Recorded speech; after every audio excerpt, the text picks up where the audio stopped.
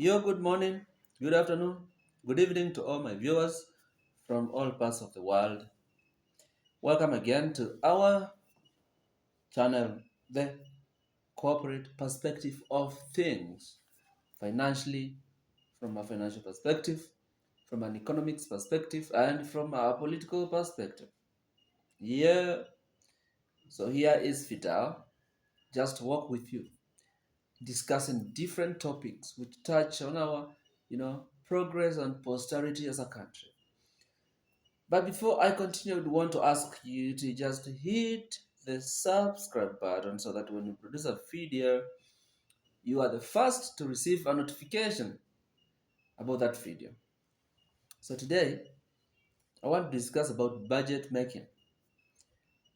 As a country, we have, all that I've been reading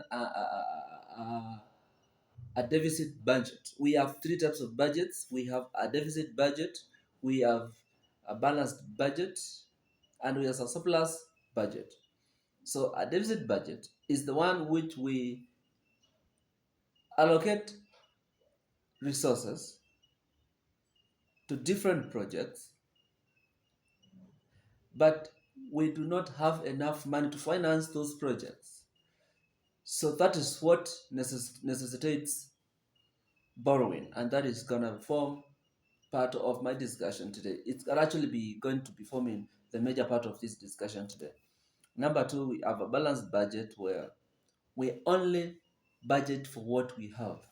And number three, we have the surplus budget where we have in excess. We have a budget, but then we have excess revenue so that we will be able to have a balance of,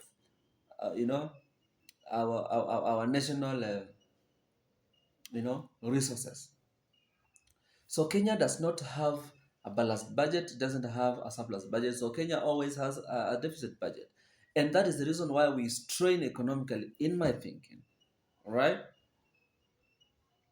We really strain. Every time we budget for what we don't have. Can you imagine? Like the last year's budget, we had a deficit of almost 708 billion, 0.78 trillion. Can you imagine? That is the amount of money that we had to borrow. And for how long does this have to continue? For a country to grow, we have to reach a point where we are able to organize ourselves and budget for what our economy can raise. The revenue that KRA raises should be enough to grow our economy, to pay our employees, to serve its government, to run projects. Because the biggest devil in this country is corruption. And that is what is eating. It's the cancer that has eaten our country apart. So we have to stand up and speak. But we cannot be abusive. We should not be, like agitated. But we have to do it. Remember, I said that in one of my videos that the sovereign power belongs to the people. And that power is the strongest at the ballot.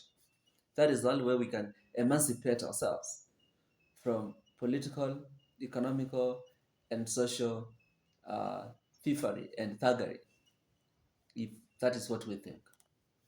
Yeah? So, therefore, we must reach a point where we do not have to read a deficit budget because then that is a recipe for chaos. Why do we allow Treasury to borrow extra money without, Parliament passing laws that govern the same? Parliament will just vote and pass the bill as it is, the finance bill and the budget allocation.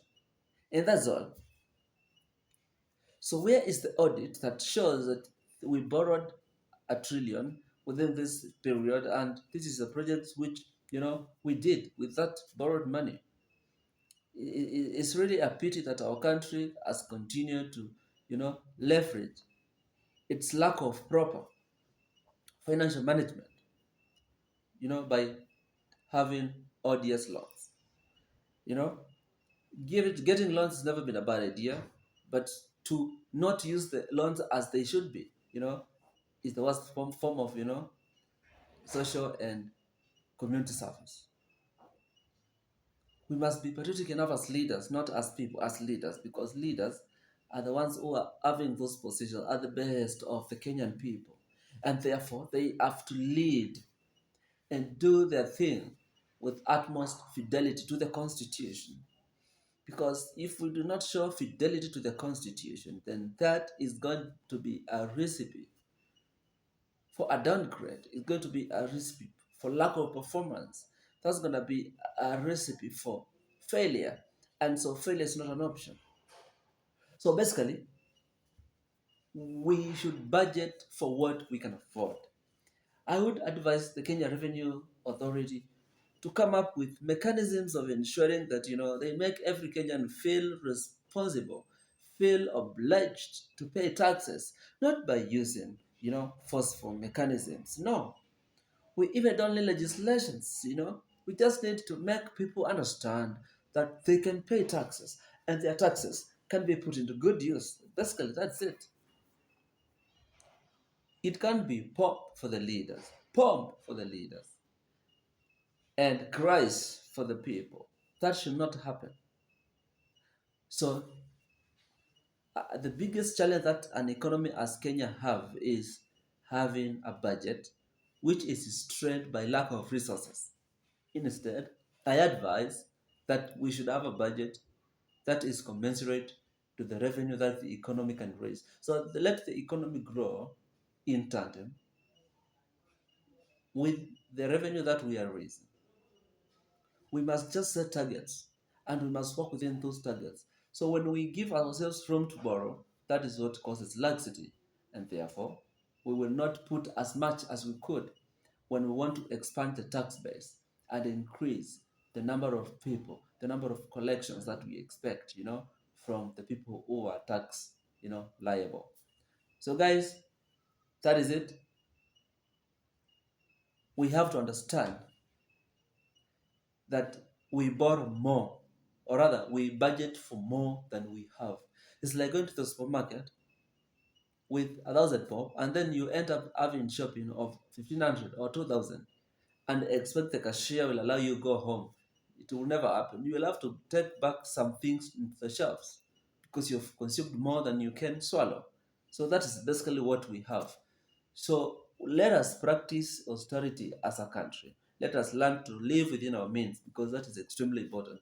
And that is how we're going to avoid borrowing and putting our country into a path of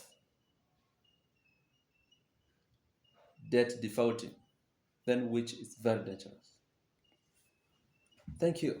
That is my take. I continue to ask us to hit the subscribe button so that we continue growing and growing more, because this is the place for us to share ideas and shed light on different topics and issues that really are affecting our country at this point in time. Adios.